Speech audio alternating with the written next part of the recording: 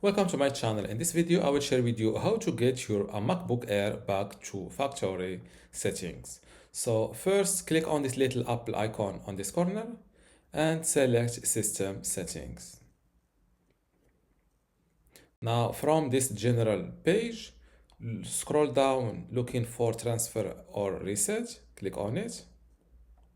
And here you will see Erase all content and settings. Click on it. First, the administrator credentials are required to open Erase Assistant. Fill in your password and hit unlock.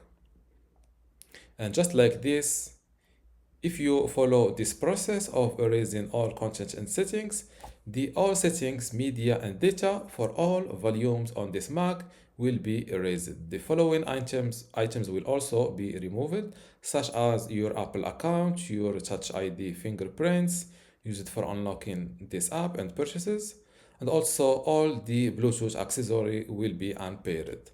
So this process, if you follow this process, you will get your MacBook Air back to factory settings, which is useful if you want to sell your MacBook or give it to another person.